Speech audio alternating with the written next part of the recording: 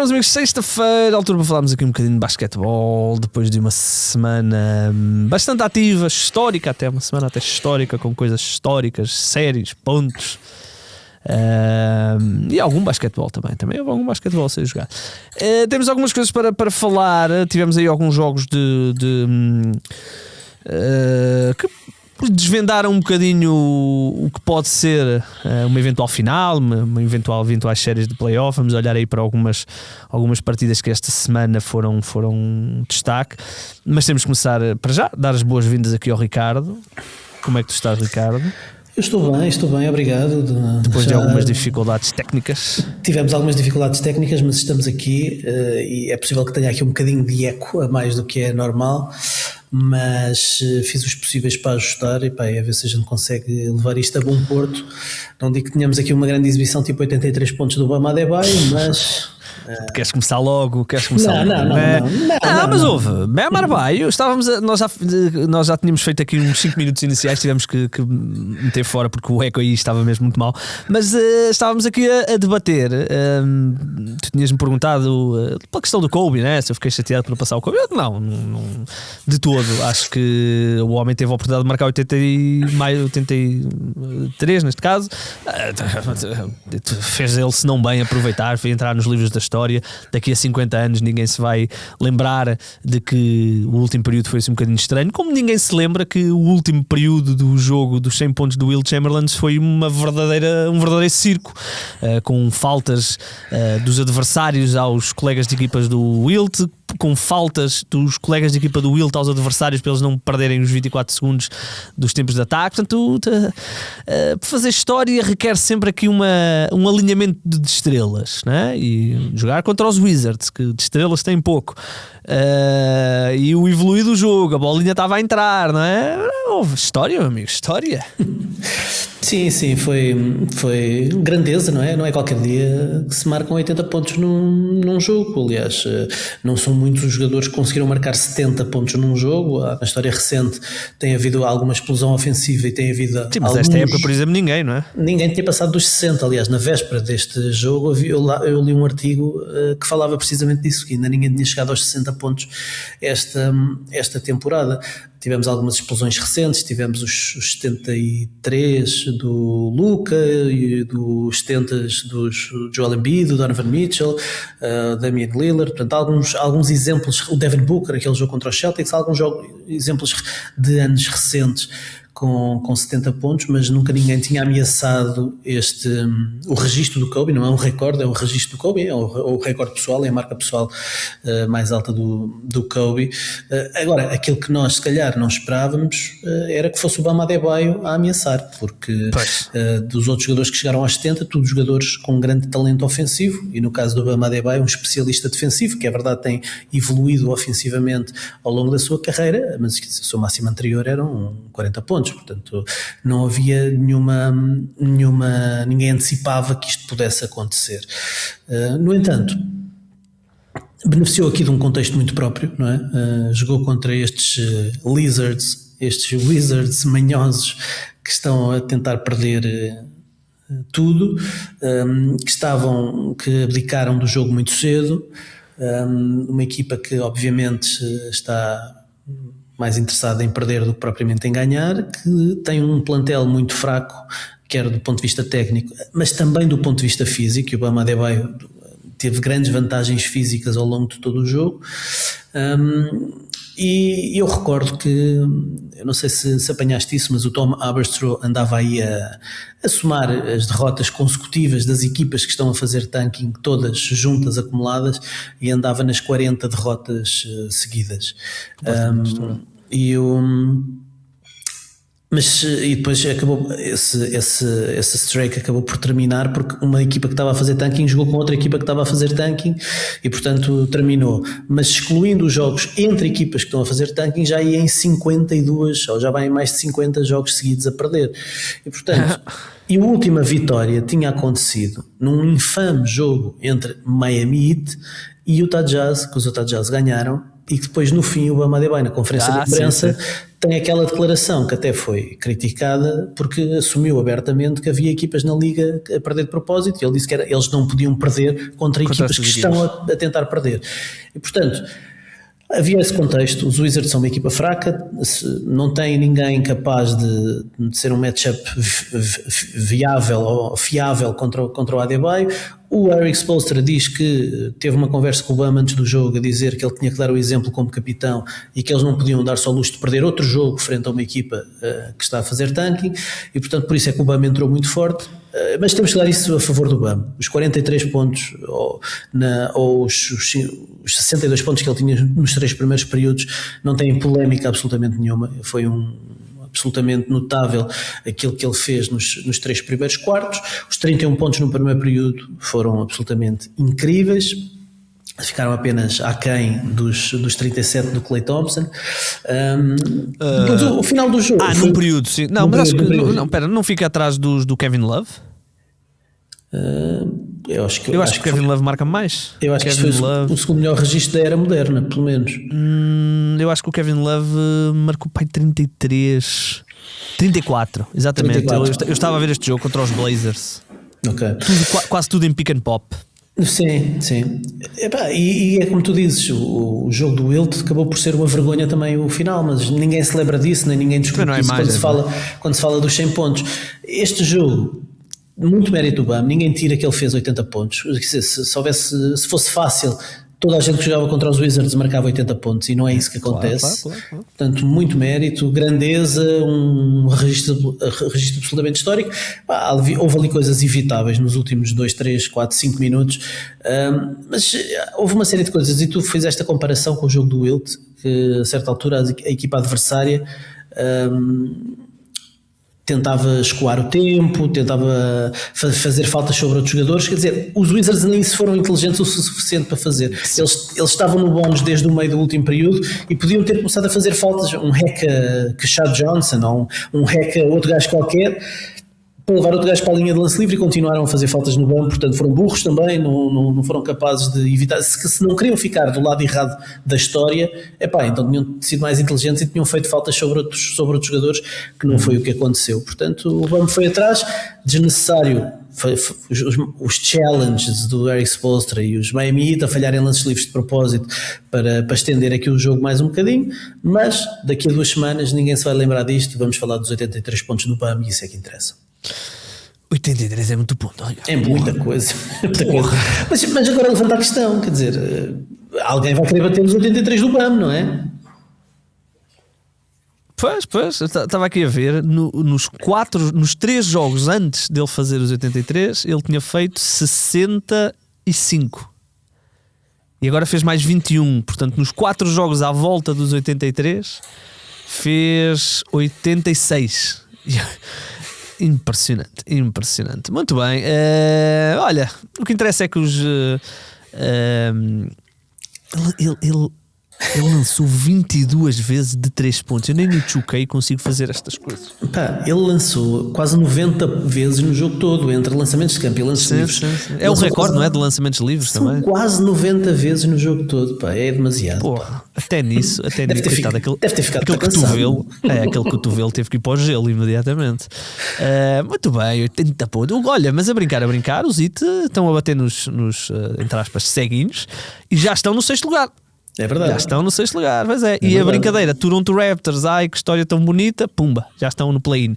Mas uma outra coisa que eu queria falar contigo, já que estamos a falar de Conferência Este, os nossos Philadelphia 76ers, os 76ers, que eu nem fui ler porque não queria ficar desmotivado para a vida, não é só para a NBA, mas para a vida. Mas acho que já há uma corrente filosófica de que os Miami deviam fazer tanking agora nesta reta final para proteger a sua pique. E eu não quero entrar nessa discussão, porque no ano passado já foi o que foi, e este ano eu até estava com alguma emoção a ver Max e VJ Edgecombe, os resquícios de Paul George, Joel Embiid a jogar, mais ou menos, e de repente vai tudo para o estaleiro, tudo. Até ontem, até o Drummond e o Adam Bona se lesionaram. E de repente já estão no 9º lugar e os Charlotte estão uma vitória ou uma derrota e meia, ou uma vitória e meia, aliás, 2 derrotas. Portanto, isto nós há uns tempos falávamos, já, acho que eram os Cavaliers, né, que podiam estar aqui um bocadinho amaldiçoados para esta época, que os 76ers estão amaldiçoados para a década. Porque isto não é normal, Ricardo. Uma coisa é tu dizes, olha, o Joel Embiid está lesionado, ok, pronto, mas agora são todos os outros. Está toda a gente lesionada. Um está suspenso, não é? Não é propriamente lesionado. O Paul George está suspenso, mas o Tyrese Maxey lesionado, vários jogadores lesionados, e de facto têm que ir à bruxa. Isto já parecem quase os New Orleans Pelicans da conferência este. Estão sempre. Não há de haver departamento médico com mais trabalho na liga do que dos 76ers, quer dizer, dos Pelicans e dos Memphis Grizzlies também devem ter as mãos muito ocupadas sempre, mas os Sixers nos últimos anos tem sido uma coisa por demais. Eu estava aqui a ver, eles tiveram um jogo que eu acho que não é este, mas é o anterior, porque neste já regressou o VJ, como eles tinham mais de 90% do cap no banco. Portanto, era o Joel Embiid, era o Paul George, era o Maxey, era o VJ Edgecombe, e agora o Kelly Oubre. Até o Kelly Oubre também se lesionou e pelo menos 2 semanas vai ficar de fora. Portanto, isto não está fácil. A vida não é fácil para o Nick Nurse, Ricardo. Coitado, o homem saiu de Toronto para ir aqui para um contender, e o que ele já passou entre James Harden, entre lesões, entre tudo, tanking, tudo e mais alguma coisa, bem, não é fácil para o Nick Nurse. Vamos ver. Olha, outro assunto que eu queria, já que estamos na fase dos recordes, outro recorde, e eu este ainda acho bem mais impressionante, é a série dos 20 pontos do Shea. E eu queria só dar aqui esta nota que tu vais ao Twitter e vês o baiting que o Shea faz e toda a gente a falar disso, e agora certamente há um grupo do WhatsApp dos treinadores para falarem sobre isso, e depois vão às conferências e falam sobre isso. Fazer esta série de jogos de 20 pontos, Ricardo, isto, por muito que tu saques ali 1 ou 2 faltas por jogo, assim um bocadinho mais estranhitas, isto não podes tirar qualquer tipo de mérito a esta sequência, que é uma sequência absolutamente absurda. Isto é quase inconcebível que alguém consiga fazer isto. Isto é quase tão inacreditável como a série do LeBron James lá dos 10 pontos, não é? Mas neste caso é o dobro dos 10 pontos, são 20 pontos. E aquele jogo, e podemos já fazer a ponto também para esse jogo, aquele jogo contra os Denver Nuggets de segunda, acho eu, ou segunda ou terça, aquele foi um win ao basquetebol, e por muito que o Jokic e o Shea gostem de às vezes sacar ali uma faltita ou outra assim um bocadinho mais à lá de James Harden, não podemos, não podemos colocar qualquer tipo de asterisco nestes jogadores, pá. Não, nenhum. No caso do SGA são 127 jogos seguidos a marcar pelo menos 20 pontos, mas não me venham com tretas que é por causa do foul baiting, porque a média dele nesses 127 jogos são 33 pontos por jogo. 33, com 54% de eficácia de lançamentos de campo. 54%.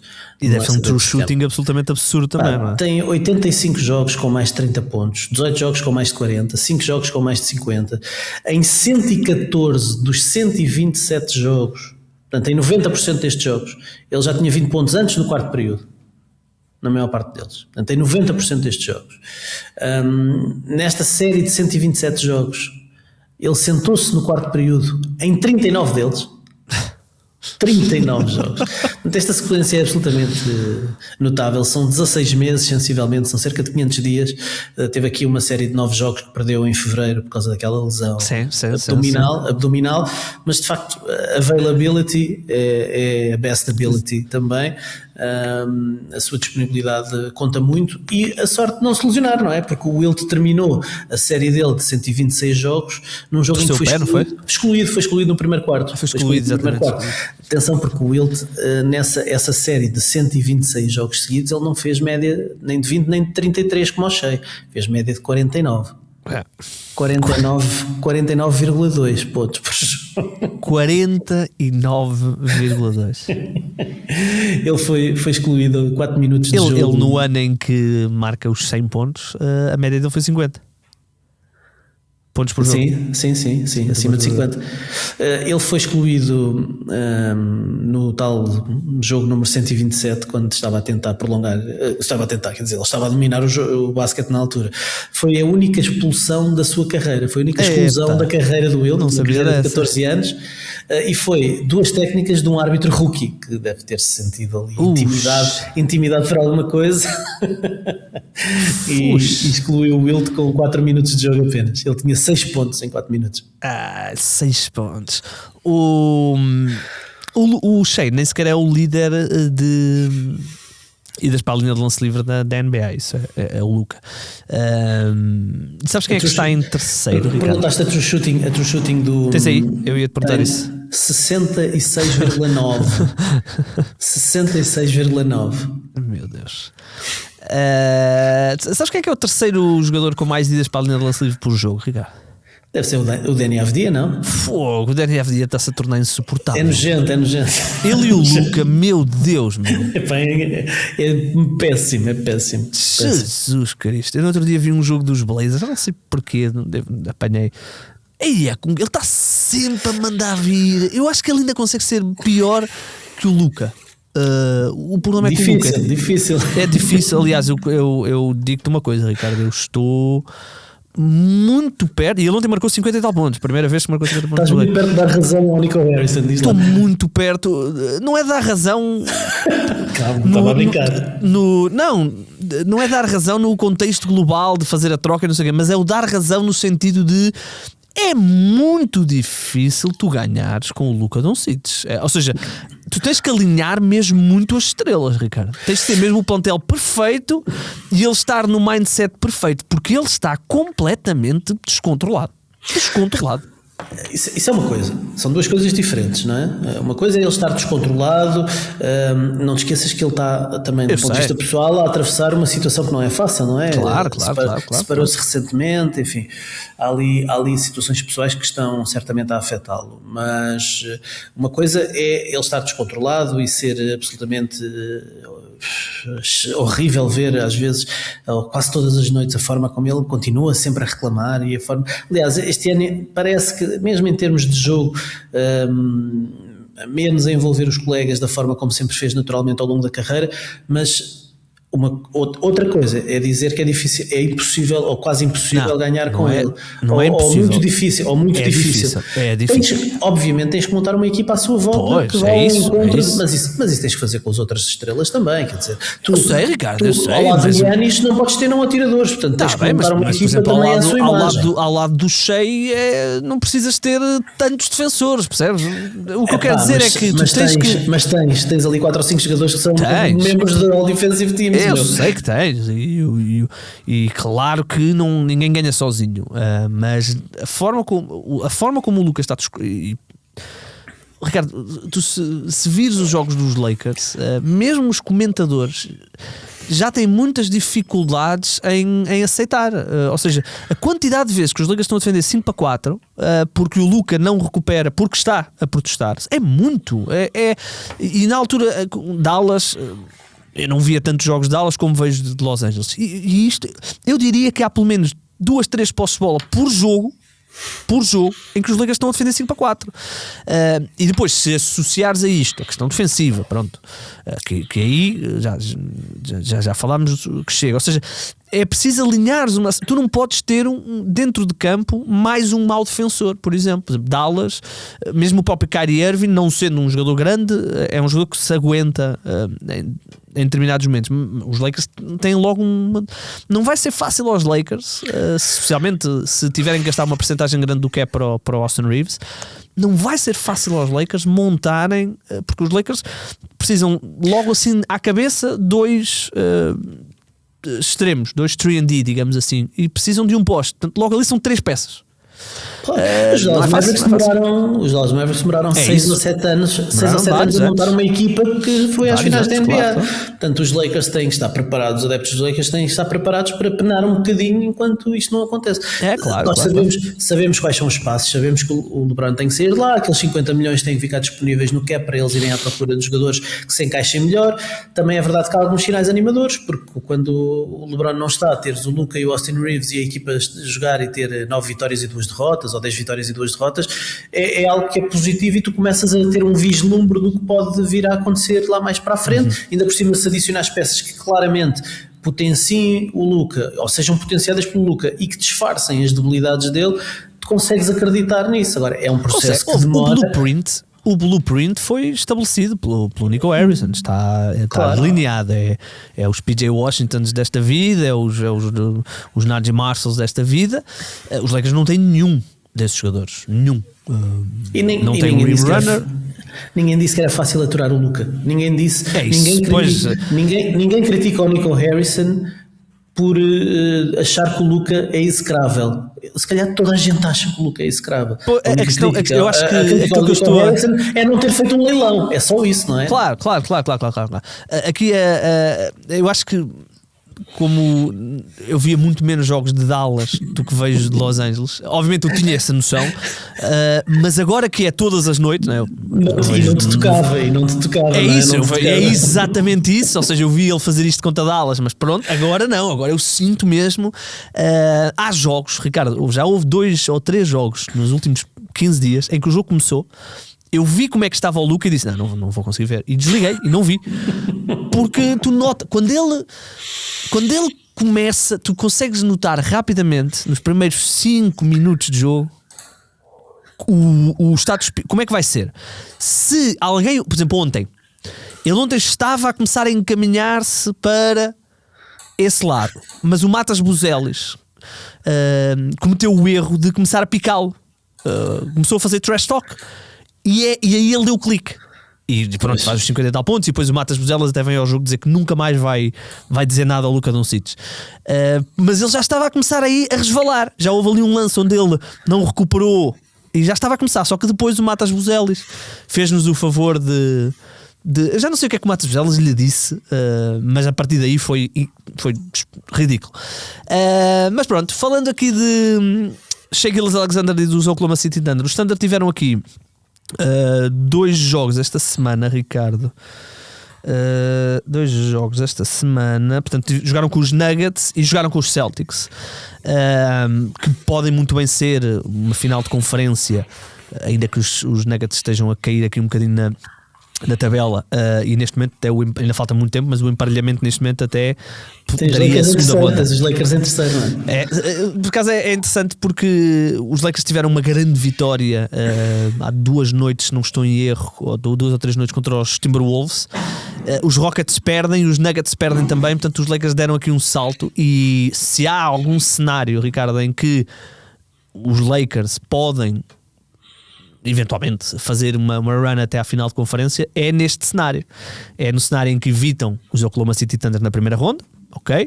É o cenário em que não caem para o 4º, 5º e portanto evitam os Oklahoma City Thunder na segunda ronda, partindo do princípio que os Thunder passam, e apanhas os San Antonio Spurs, que sendo bastante favoritos numa série contra os Lakers, a inexperiência, a falta de lançamento, pode beneficiar. Portanto, este é o sítio. Agora, neste exato instante, toda Ricardo, a gente vai ficar no 6º lugar, não é? 3º ou 6º lugar é o que eu estou a isso. procura. A questão aqui é uma coisa, é que eu estou a fazer todo este cenário e os Lakers, se acabasse agora, jogavam contra os Timberwolves, exatamente a série que os Lakers jogaram no ano passado e que não tiveram a mínima hipótese de ganhar. Portanto, todo este cenário é muito interessante. O melhor era que os Lakers ficassem em terceiro e que os Timberwolves desistissem, não aparecessem.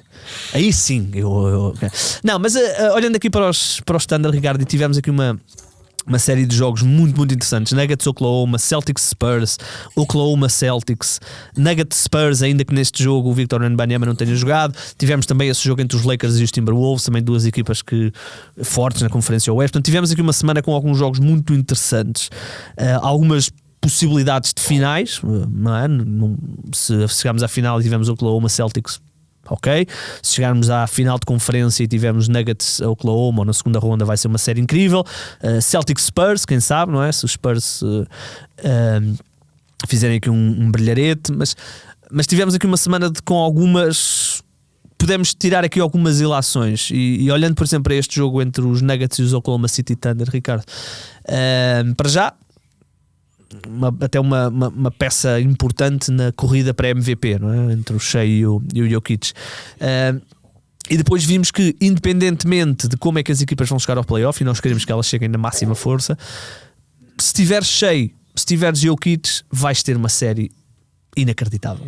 E não podemos esquecer que os Oklahoma City Thunder ganharam esse jogo e não tinham Hartenstein, nem Jalen Williams, nem Alex Caruso. Nem Alex Caruso. Portanto, o que é que retiraste desta semana? Pois, assim, houve muitas ausências e houve aqui uma série de nuances nestes jogos que não nos permitem antecipar o que é que pode acontecer em playoffs, se estas equipas se defrontarem, mesmo o jogo entre os Celtics e os Thunder e os Spurs. O Jaylen Brown foi excluído foi excluído muito cedo e portanto isso também não ajudou. Mas soft a decisão. Soft a decisão, mas também, se queres dizer, também não acho que tenha sido falta. Houve ali um encosto da mão, mas não o empurrou para fora do campo. Aquilo foi um flop gigantesco. É isso, e depois deram-lhe duas técnicas. Uma, ele fartou-se de reclamar, levou e continuou a reclamar. O árbitro estava a aguentar e veio outro e deu-lhe técnica. Pá, ele não pode, a partir do momento em que leva a primeira, não pode continuar a reclamar. Portanto, sim, ele recebeu aquilo que foi à procura. Eu percebo o que estás a dizer, mas não te esqueças que ele já anda com a mania da perseguição dos árbitros há muito tempo, não é? Não, aliás, ele anda com a mania de perseguição, ponto final. Pá. Ele foi excluído, foi para o balneário e pegou no telemóvel, foi para o Twitter dizer this is the shit I'm talking about. Quer dizer, não, esquece, não dou para esse peditório. Não, o Jaylen Brown está com a mania da perseguição, como dizes, não é só para isso, é para tudo e mais alguma coisa.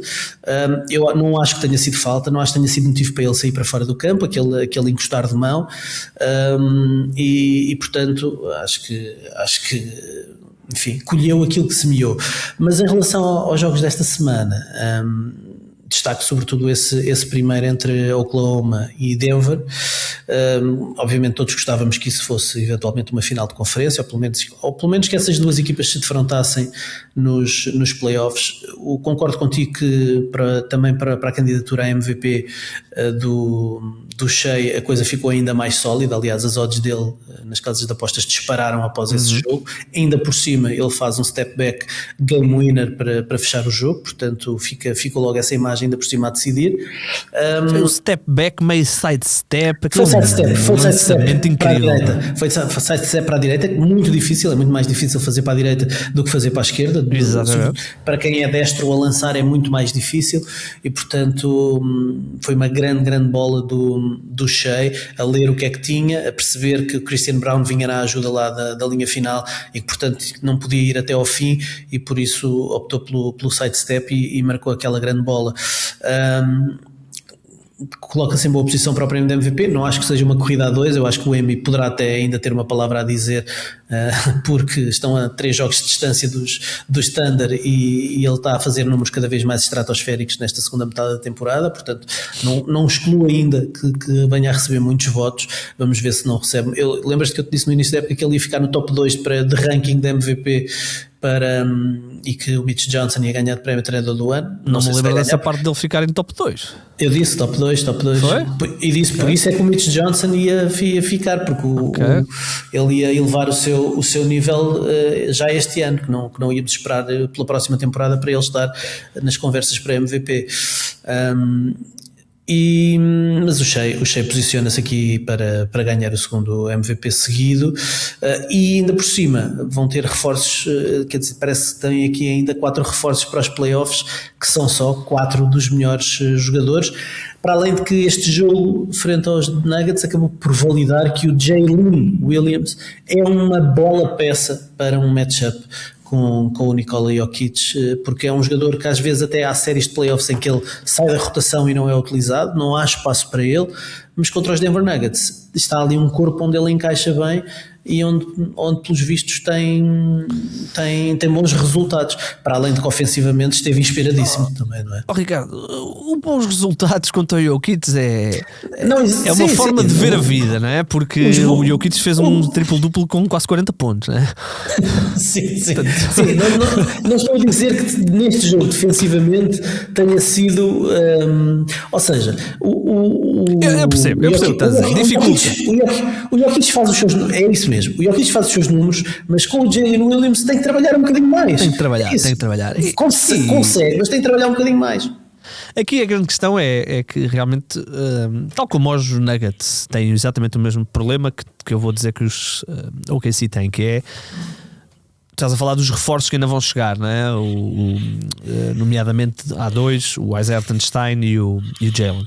Aqui a questão é que em que estado é que eles vão chegar, tal como pensamos no Aaron Gordon em Denver, porque isto não é, já tivemos centenas de exemplos que isto não é descanso, começas a jogar nos playoffs e está tudo bem, fazes o playoff e não tens lesões e porque descansaste entre aspas, mas porque estiveste ausente este tempo todo. Não é assim. O teu corpo tem que estar habituado à competição. E estamos a falar de um Jalen Williams que esta época, eu não sei, jogou que 40 jogos, 30 jogos, entre in and out, começou lesionado, depois já se lesionou outra vez. Hartenstein já nos últimos mês e meio, 2 meses, tem andado ali com aquela barriga da perna, com aquele gêmeo sempre ali com problemas. Eles não estão a dizer que é um strain, mas estão a dizer que é uma contusion, portanto vamos ver, não é? Ou seja, aqui pode, no ano passado os Oklahoma City Thunder, que depois viemos a descobrir que o Jalen Williams andou a jogar lesionado, mas conseguiu jogar sem aparentemente afetar o seu jogo, até porque ele tem jogos de 40 pontos nas finais, mas na maioria Caruso esteve saudável, Hartenstein esteve saudável, Kaysen Wallace esteve saudável, obviamente o Shea esteve saudável. Este ano as coisas podem ser um bocadinho diferentes, e todos nos recordamos o que aconteceu, por exemplo, no ano passado, naquela série com Denver, onde o Michael Porter não tinha um ombro e o Aaron Gordon tentou estoicamente aquele último jogo, mas não conseguia correr, e o Tyrese Haliburton depois nas finais. Portanto, há aqui mais graus de incerteza para a equação. Porém, nestes jogos, eu ia falar do que tu falaste, o Jalen Williams numa rotação a 3 postos, acho que faz com que os Oklahoma City Thunder tenham um encaixe muito bom contra qualquer equipa, por terem essa possibilidade de o tirar da rotação para jogar mais pequeno, mas ao mesmo tempo trazê-lo para a rotação quando quiserem jogar maior.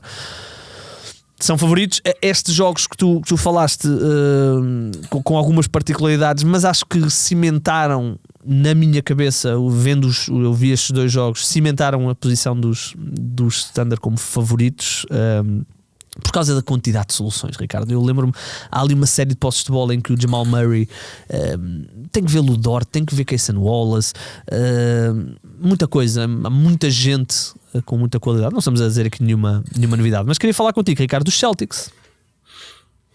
Para já, uma coisa, eu ontem não vi, porque tomei a infeliz decisão de ver o debate entre Frederico Varandas e Bruno Sá, e não consegui ver em direto, depois tive que ver à noite, então abdiquei de ver o jogo dos Celtics. O que é que aconteceu ao Nemias para não ter começado a segunda parte? Foi opção? Passou só uma coisa que eu não tenha apanhado? Pois, também não percebi muito bem. Ele fez faltas também, portanto, alguma gestão. Ele terminou o jogo com 4 faltas, teve ali alguns problemas de faltas, eventualmente poderá ter sido por aí. Independentemente disso, acaba por fazer 27 minutos, fez mais minutos do que o Garza. 10 ressaltos. Faz aqui 2 faltas logo a abrir. Fez 2 faltas muito cedo. Fez 2 faltas muito cedo. Eu não vi então. Eu vi espaços, acabei, ainda não tive a oportunidade esta manhã de ver o que não vi ontem, mas ele fez faltas muito cedo e ficou limitado, sim. Ok. Mas então, a Celtics tiveram o regresso de JT, Jason Tatum. Nós ainda não gravámos desde que ele regressou, tal como tínhamos previsto, era Natal sexta-feira. Previsto, estávamos a ler os sinais, não é? Natal sexta-feira, já teve ali aquele primeiro período do segundo jogo dele, que foi o jogo que eu vi na globalidade, na totalidade, aliás, vi esse jogo todo e ele começa com 12 pontos no primeiro período. Eu pensei, tu queres ver? Notamos que está ali um bocadinho com muita ferrugem, ainda está ali a tirar uma série de coisinhas, mas trocares um 0 ou acima, não é bem um 0 porque todos os jogadores da rotação dos Celtics valem, mas trocar esses jogadores, os Shiremans e o Hugo Gonzalez por 27 minutos, é quando ele está a jogar, de Jason Tatum, podemos ter aqui qualquer coisa especial esta época. Pois, de facto, ele voltou. Eu não sei, eu tenho ouvido alguns analistas americanos dizer que não estavam à espera que ele voltasse assim tão bem. quase que a dizer que esperavam que ele... Eu cheguei a ouvir já não me lembro quem foi, que disse que esperava que ele se calhar viesse um bocadinho ainda compensar muito a perna para o outro lado ou coxear ligeiramente, mas alguma vez o Jason Tatum ia voltar a coxear. Claro, é estúpido, não faz sentido. Já ouvi coisas tão absurdas neste arranque. Obviamente ele não vai voltar na forma que o fez ser top 5 MVP nas últimas temporadas, não é? Portanto, agora é um jogador que está na sua plena forma física, estava a treinar há um mês, estava a treinar com contacto há um mês, eles esconderam muito bem isso, mas ele estava a treinar há um mês. Ele só volta porque há garantias de que ele está em condições para poder voltar. As dúvidas que eu tinha era se ofensivamente ele ia conseguir entrar dentro do flow do novo sistema e das novas nuances que existem no ataque dos Celtics, e parece-me super tranquilo, acho que até bastante mais tranquilo do que estava à espera. Esperava ali algumas hesitações, darem-lhe a bola, saírem da frente e mais isolamentos. Acho que a coisa tem fluído com muita naturalidade. A minha dúvida era mais até em termos defensivos, se ele se ia aguentar fazer mudanças de direção, fazer deslocamentos laterais, aguentar. Mas isso só vamos perceber no playoff, a nível de intensidade, só em playoffs, mas ele não se tem coibido de defender jogadores bons e os melhores jogadores adversários. Portanto, eu acho que nisso se tira aqui um sinal muito positivo. E depois, particularmente em relação à sua ligação com o Nemias, e dizer, ele é um dos melhores playmakers da equipa, portanto o Nemias beneficia disso também, porque o Jason Tatum, se no passado gostava de ter isolamentos e jogava muito sozinho e não alimentava tanto outra gente, até pelo facto de vir de lesão, se calhar precisa de alguém que o ajude a libertar-se, e neste seu regresso está a procurar muito bloqueios diretos com o Nemias para se conseguir libertar, e isso envolve o Nemias e o Jason Tatum jogar com um poste que é completamente diferente do Porzingis, do Al Horford e do Cornet, que eram jogadores que abriam para fora, não eram jogadores que rolavam com intensidade para o cesto, e o Nemias é esse gajo que rola para o cesto, chama ajudas, portanto, abre o Jason Tatum, mas o Tatum também tem linhas de passe que nunca teve antes ali. E, portanto, estas novas dimensões de jogo que os Celtics ganham por causa deste two-man game, Nemias também tem sido uma das coisas interessantes que tenho tirado destes primeiros minutos do Tatum. Não, sem dúvida. E há uma coisa que tu não ensinas, não é? O Jason Tatum é um jogador alto, portanto, um bom ressaltador e um bom lançador. Portanto, só por isso já é mais uma arma, não é? Porque tu vais ter que o defender. E se calhar a sua gravidade natural, não é? Exatamente. Há várias jogadas em que ele só corta de um lado para o outro para dar isolamento ao Jaylen Brown, e há 3 jogadores que acompanham o Jason Tatum, e de repente há gente aberta, não é? E os olhos estão a olhar para Jason Tatum, e de repente tens um jogador que tem mais meia décima de segundo para armar um lançamento. Só isso já pesa. E depois, quando tu juntas isso ao talento do Jason Tatum, que tu podes 5 segundos ou 7 segundos para o fim de um ataque não conseguiste criar nada, que nem é muito normal nos Celtics, mas dás a bola dele ao Jason Tatum e ele vai-te criar qualquer coisa, pode entrar, pode não entrar, mas vai-te criar pelo menos um lançamento. Portanto, isso aí não se ensina. E depois há esta questão, não é? Tem um mês para, aos pouquinhos, ele está a jogar uma média de literalmente, está literalmente a jogar 27 minutos por jogo, é este o limite, está já com 20 pontos de média, estamos aqui a falar já de um jogador que está na casa dos 6, 7 ressaltos por jogo. Portanto, isto não se ensina, e aos pouquinhos, se tu conseguires ter 80% de Jason Tatum nos playoffs, a juntar a este esquema que foi montado pelo Joe Mazzulla, com Jaylen Brown, com Nemias, com Peyton Pritchard, que só não vai ser 6º homem do ano porque não vai fazer jogos suficientes como suplente. Tens aqui um candidato a treinador do ano, um candidato a campeão, most improved. Tens aqui muita coisa. Estou muito curioso para ver. Nos playoffs estou curioso para ver, porque uma coisa é na fase regular, quando chegamos aos playoffs, independentemente da série, do matchup que calhar, uma das primeiras coisas que os adversários vão tentar é envolver o Jason Tatum para ver o nível dele defensivo. Podem desistir rápido da ideia se eles tiveram um ótimo nível, ou podem continuar constantemente. E aí acho que é aí o momento em que vamos tirar a dúvida sobre o estado dele e o que é que ele realmente pode ajudar. Agora, tendo em conta que ele ainda tem um mês até lá chegar, Ainda ontem descansou, não é? Portanto, a gestão está certamente muito bem planeada pelos Celtics. Tudo aponta para que estas Celtics, e nós, que foi até um ponto de debate entre nós, não é? Se deviam os Celtics fazer realmente aqui um mini tanking para um gap year ou não, e de repente estamos a falar de uma equipa que é candidata ao título, já tem Jason Tatum. Para mim é treinador do ano, não está, Ricardo, nem consigo equacionar outros nomes.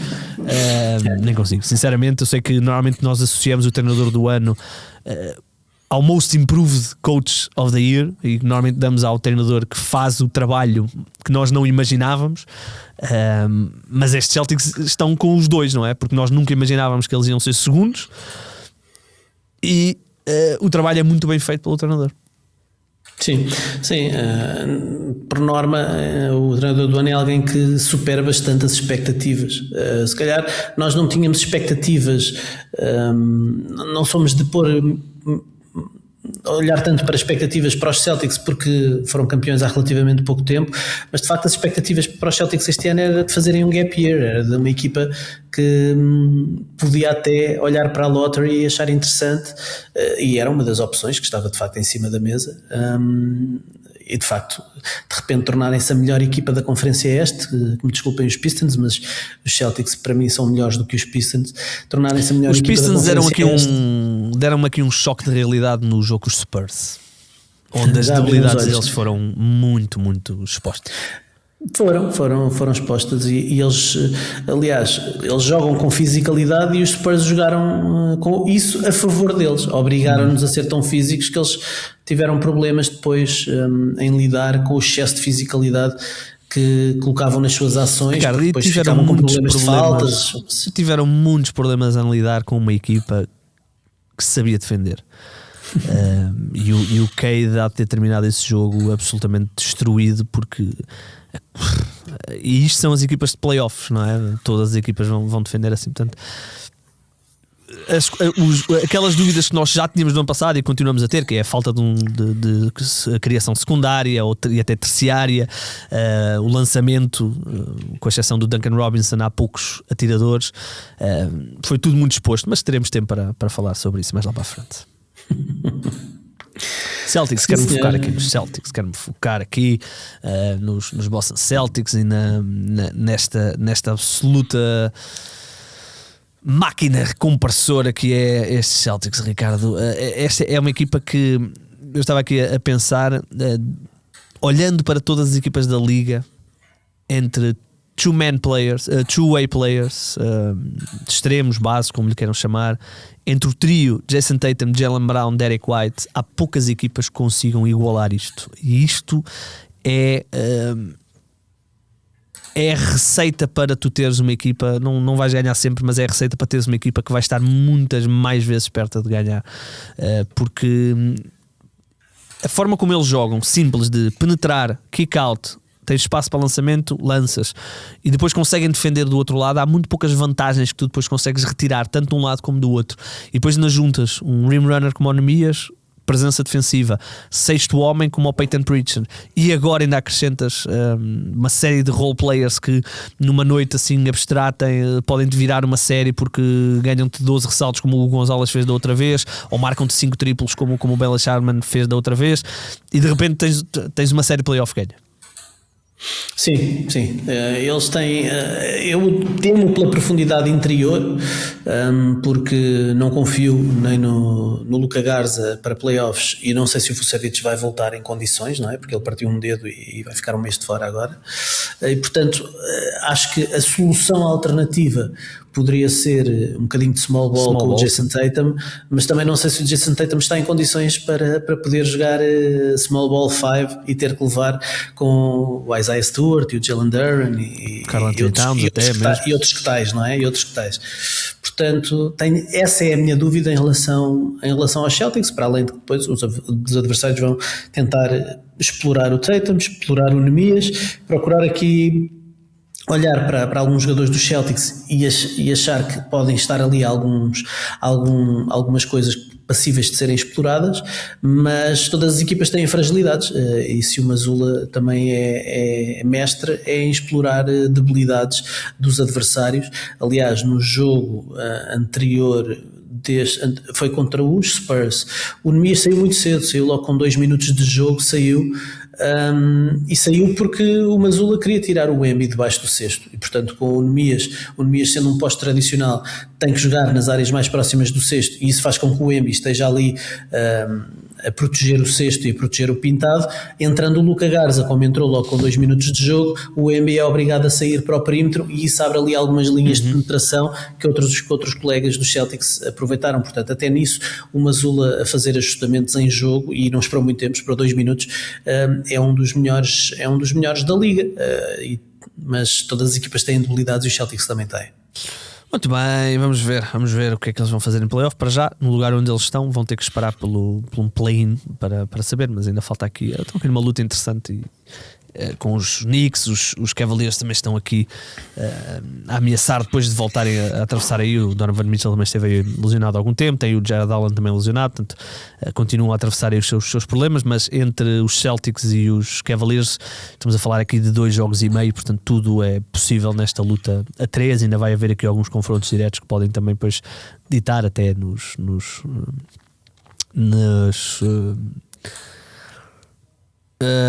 critérios de empate. Era isso que eu estava a pensar, não me estava a sair. Olha, só para terminarmos, mais 2 coisinhas que eu queria tocar aqui contigo. Primeiro, retirada do Dwight Howard. Eu achava que ele já estava retirado, confesso. Eu também. Eu fiquei surpreendido quando ele anunciou. Parece o Ricky Rubio, né, que anunciou a retirada para aí 7 vezes. E ainda joga. Ainda joga, pois é isso. Nós criámos aqui uma política no 00 que era não fazer notícias quando o Ricky Rubio anunciasse retiradas, porque enganou-nos para aí 3 vezes. Pá, pelo menos é retiradas, não é certidões de óbito. Às vezes nas redações preparam-se logo os textos, não é? Os textos póstumos ficam já preparados quando as pessoas estão a chegar ao final da vida. Eu não quero desvendar os segredos, mas isso é uma prática comum, Ricardo. Claro que é uma prática, não é? De certeza que quando há alguém a aproximar-se assim de uma idade bastante avançada, com problemas de saúde, e de repente sabes que tens que fazer um grande currículo e recuperar, não é normal quando alguém morre aparecerem logo uma série de grandes reportagens e levantamento da história. Isso já está tudo preparado, meus caros, já está tudo preparado. Ou nós somos todos tão bons que fazemos tudo no momento, portanto agora fica a dúvida para sempre. Tens alguma coisa já preparada para a espera de alguém que bata as botas ou não? Não, mas sei que não sei de nada, aliás. Nem sei o que é que estamos a fazer. Quando é surpresa, no caso do Kobe foi uma coisa surpreendente, ninguém tinha nada preparado, não é? Aliás, na NBA, de jogadores da NBA, é difícil teres neste momento as glórias da NBA. Tudo pode acontecer, mas nenhuma está assim.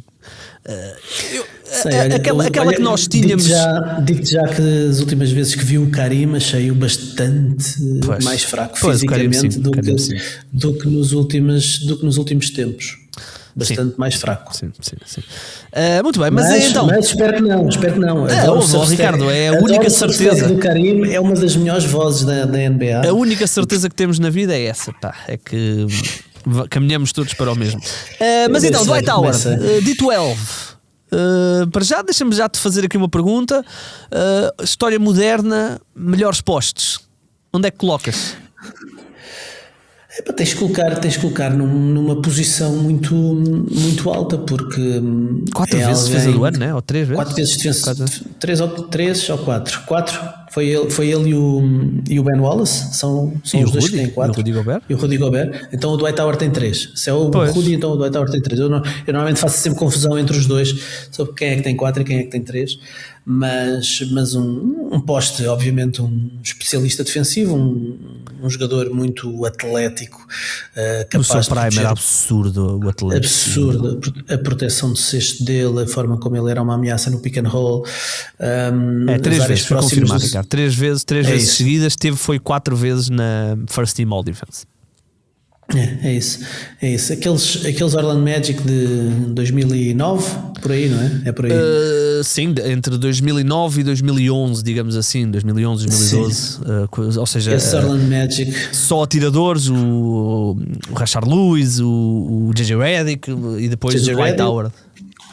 Dwight Howard como poste e de facto foi um ataque montado à volta do Dwight Howard, uma equipa montada à volta do Dwight Howard, que era a peça central, que era a âncora e que, enfim, dava ali garantias de competência acima da média nas áreas mais próximas do cesto, e depois muitos atiradores, e portanto foi absolutamente pioneiro na altura, ou pelo menos foi um bocadinho contra a norma da altura a jogar assim, e tiveram excelentes resultados. Não foram campeões, mas tiveram excelentes resultados e acabaram por, de certa forma, ajudar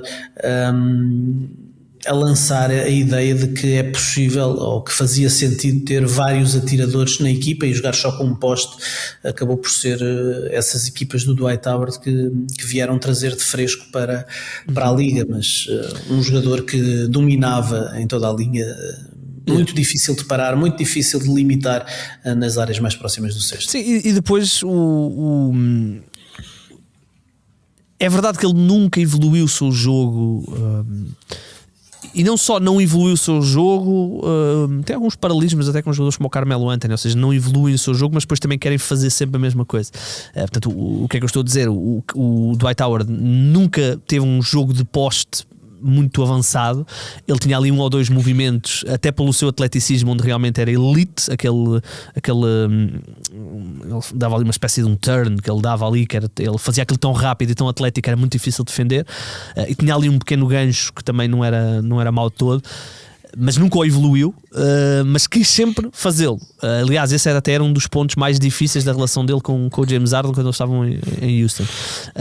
Mas mesmo apesar disso, ele chegou a ser uma força ofensiva só em rim running, porque era muito difícil. Aliás, quando há quando é feito o par, portanto, o Dwight Howard, para quem não faz os primeiros anos em Orlando, toda aquela história de querer ser trocado, não é trocado, vai ser trocado, não é trocado, despede uma série de treinadores, é finalmente trocado naquela hiper troca que o leva para os Lakers.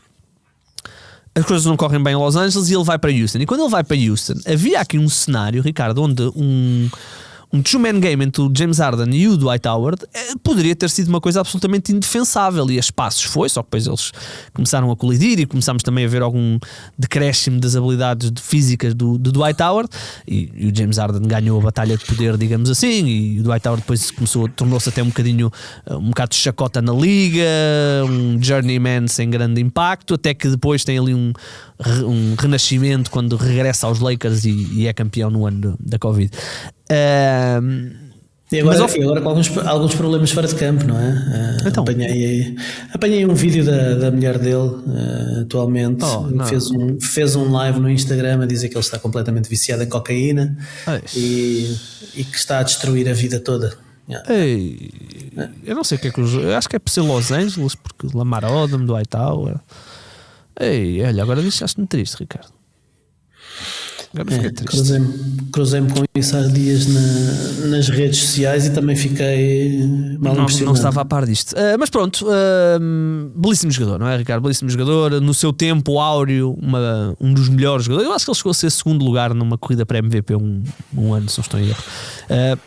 Hall of Famer com todo o seu... Não, aliás, ele não é Hall of Famer. Aliás, não é não ser Hall of Famer. Ele é Hall of Famer, ele não está nos 75. Ficou nos 75. Ele era o 76º, não é? Supostamente.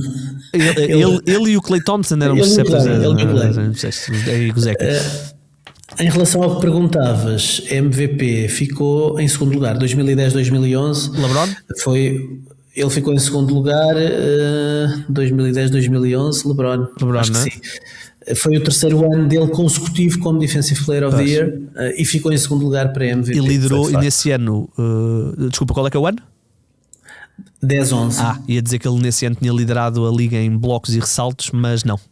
Nem sequer liderou em blocos nem ressaltos.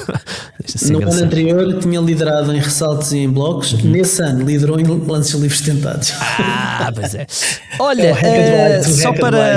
só para fecharmos, quando é que começa? É hoje, não? Estás a falar de quê? Oh meu Deus, de que é que eu estou a falar? Em que mês é que estamos? Não estou a falar da feira de março. Estou a falar de March Madness. Não é hoje, é para a semana. March 17th. Não, então que dia é hoje? Hoje é dia 13. Pois, hoje é dia 13. Semana. É para a semana.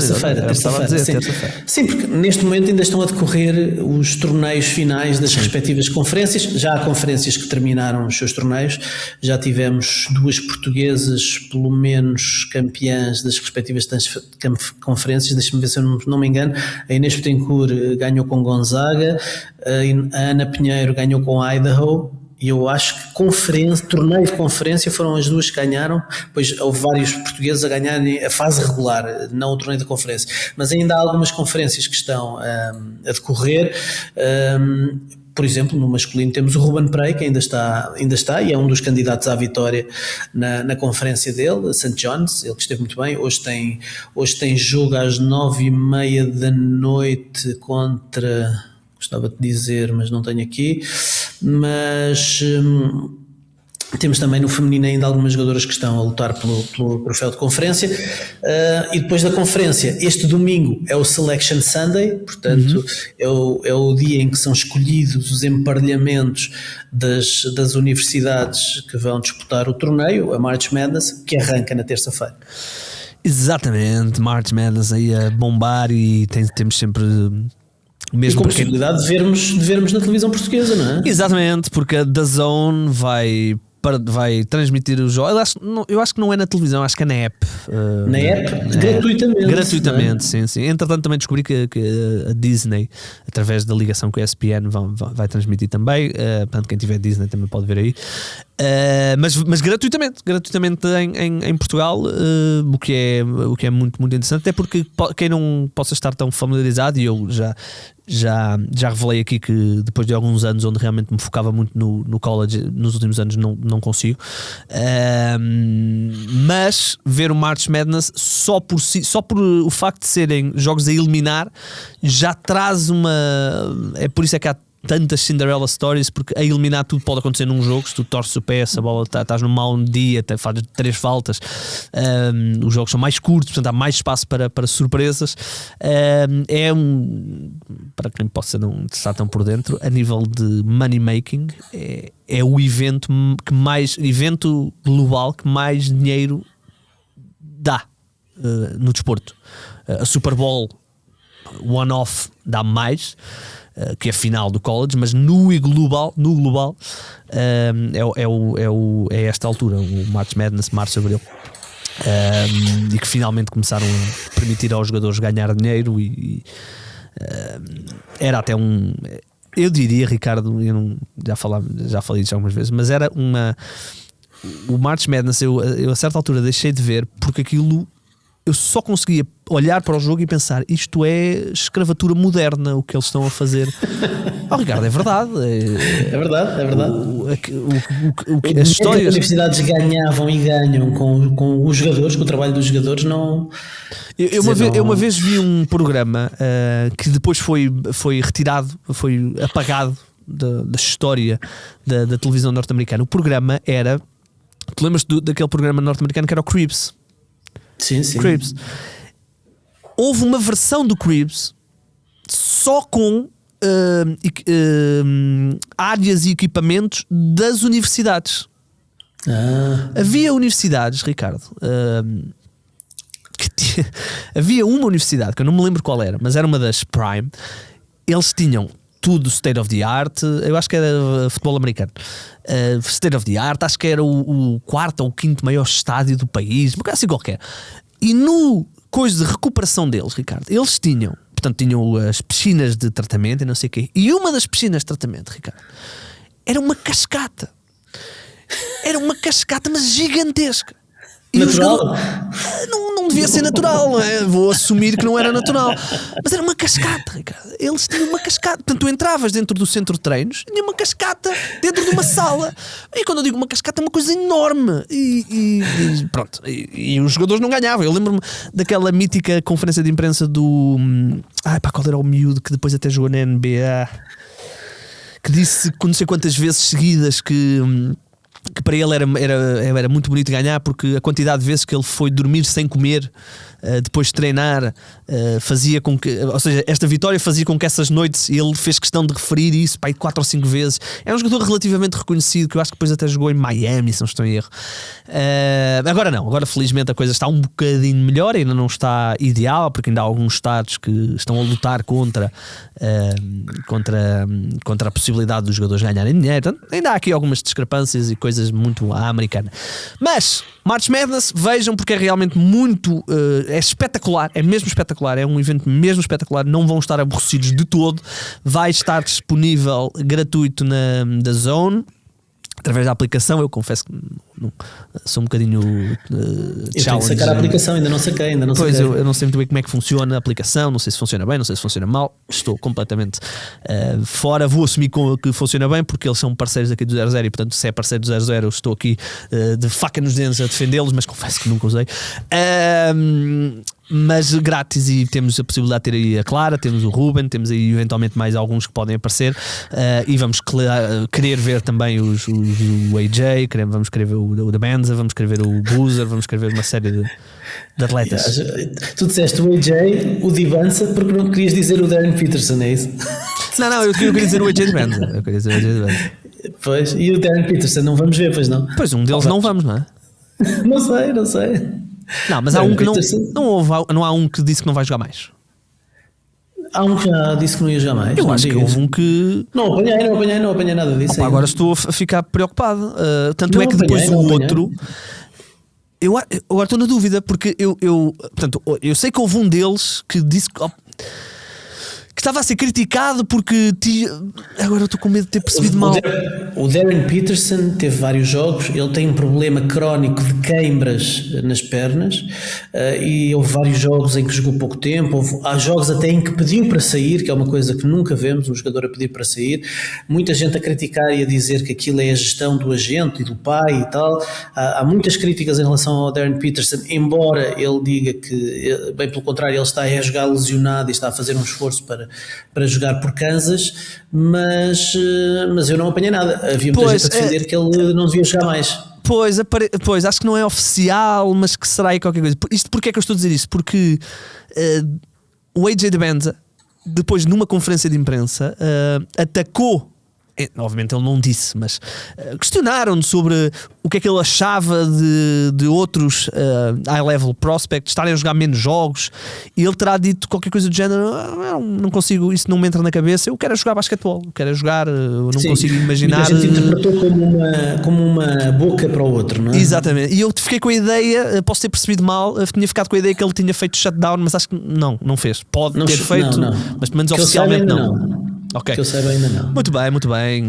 Vamos depois ter tempo para analisar esse mítico draft. Tenho estado já a começar a ler aqui uma série de coisas e a ver uma série de avaliações a jogadores.